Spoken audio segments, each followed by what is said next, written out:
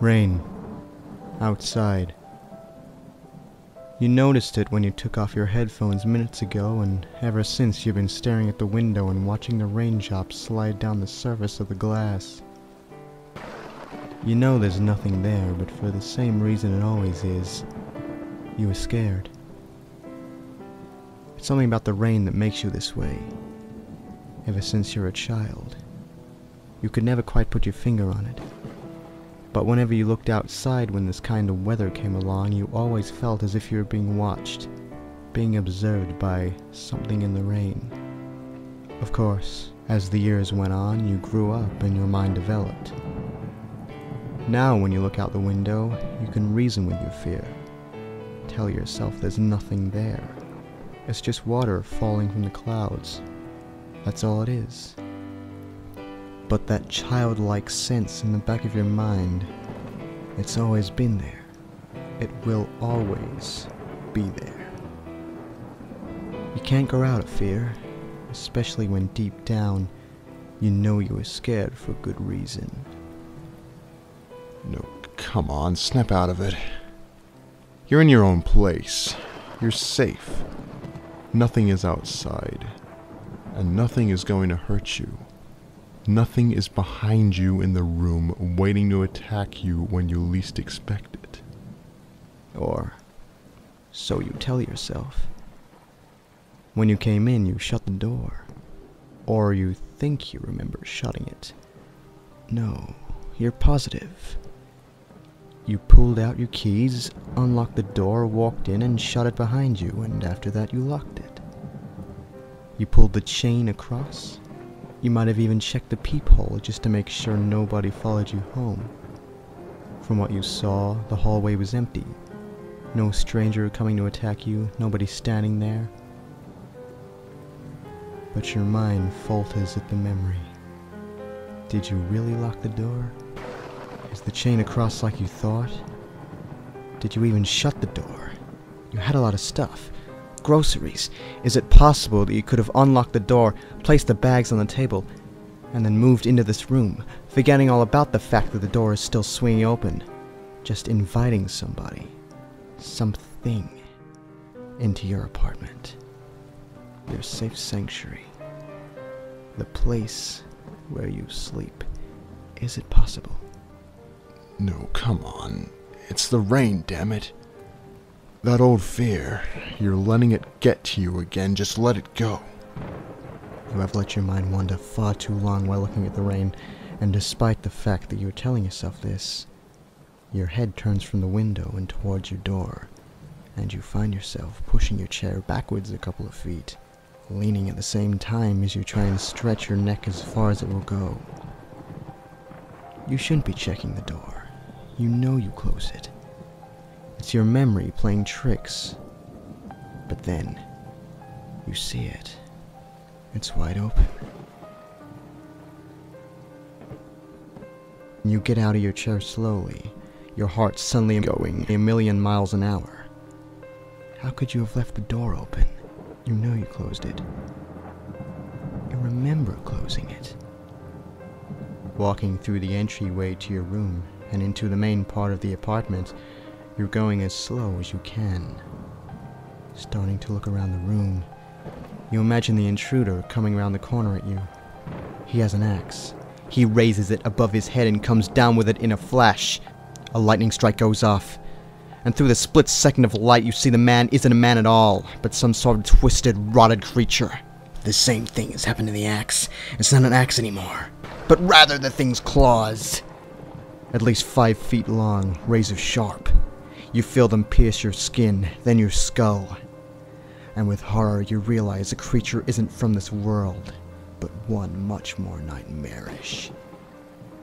Warm blood starts to flow down the sides of your head as you fall to the ground. And as the light leaves your eyes, you hear the creature speak. A sound neither man nor animal, but something in between.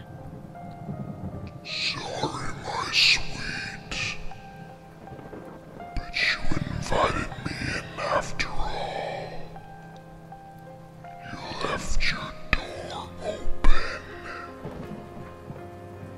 flash of lightning accompanied by thunder snaps you out of the imaginary vision, and you see that the door is approaching. Reaching the sideboard, you suddenly realize you're defenseless and are in need of a weapon of some kind. Anything to use.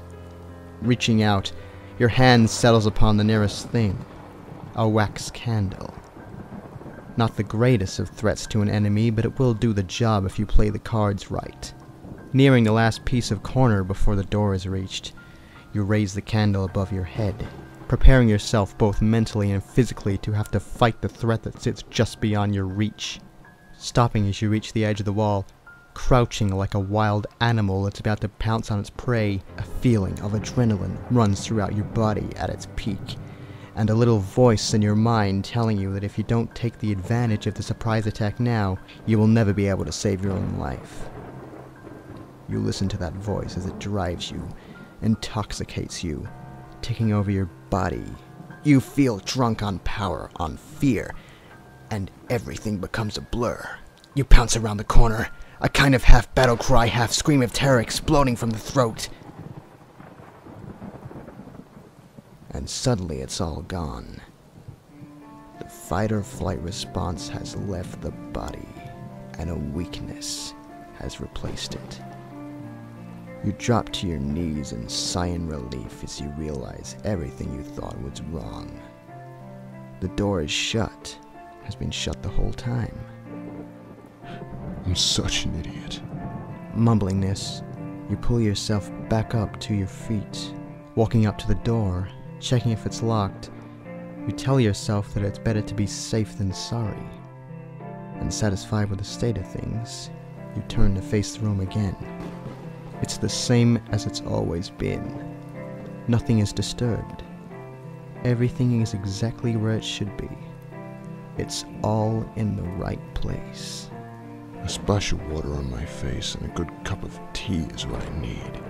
These thoughts guide you as you start to walk again. Normal speed this time. You turn in the direction of the bathroom, but not before leaning over the edge of the corner and putting the candle back where it belongs.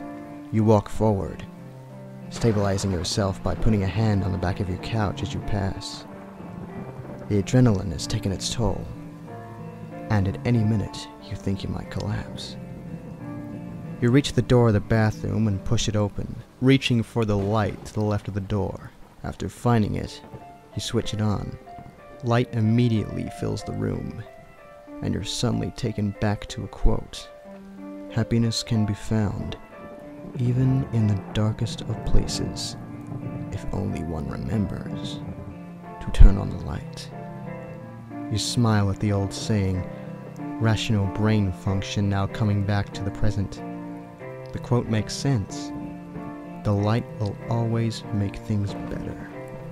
Making your way over to the basin now, you reach down and turn on the tap, splashing the water on your face.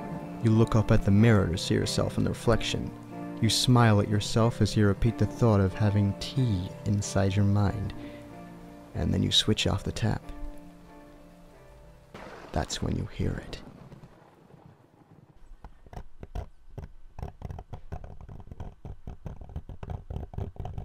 It's faint, but you definitely know it's there. It sounds like scratching.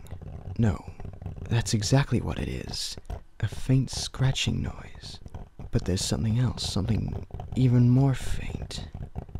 The sound of footsteps.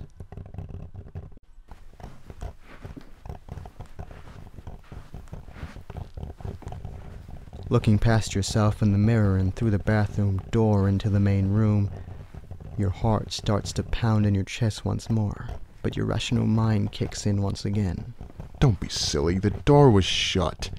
You saw it was shut. No one could have gotten in. You would have heard the door open, and you would have heard the door close. There is no way any kind of intruder has come in without you knowing. It's impossible. You're being silly. You're trying to convince yourself with these thoughts, but the scratching and footsteps, they don't stop. It's beginning to get louder. Or is it that just the brain doing that? Is your subconscious trying to trick you? Is there even a noise at all? You look down at the drain in the basin, and your heart slows as the answer clicks over. It's the pipes. That's all it is. Just the water going down the pipes. They always make sounds like this. That's just how they are designed. Jesus. I've been living here all this time. I've always known the pipes make noise. I really need to man up. I think the door's left open and suddenly common noises are intruders coming to kill me. Talk about going off the rails. Sighing in relief, your heart slows even further, returning to its normal 60 beats per minute. You turn, take one step towards the door, then another, and then the light goes out. Breath gets stuck in your throat. You feel your muscles tighten with fear, but then you remember the rain outside. Power outage. That's all it is. Power outage. Over to the light switch, you flick it a couple of times. No light to guide the path. You sigh and walk out of the bathroom, making your way through the darkness into the kitchen. Matches. Matches. Where are the matches? Reaching around the bench with your hand, you feel nothing but the marble surface. A few seconds pass by, then you feel the cardboard box beneath your hand. Jackpot. Sliding the box open and pulling out a match, you light it, the room filled with an orange flickering glow. I said let there be light, and there was light. You turn back to face the room, and as you do, you glance down at the coffee table. Your heart is in your throat. Taking deep breaths, you move over to the coffee table and kneel in front of it. Rubbing your eyes, then opening them again, you realize that what sits on top of the piece of furniture is not something you pulled from your imagination, but rather a physical, real-life object. It's a small A4 piece of paper, and written in bold black writing are these words. I hope you don't mind. I shut your door on the way out. Averting your eyes to the door, another lightning strike goes off, and thunder follows. And in that intense, fearful moment, you know nothing but the feeling of terror. I hope you don't mind. I shut your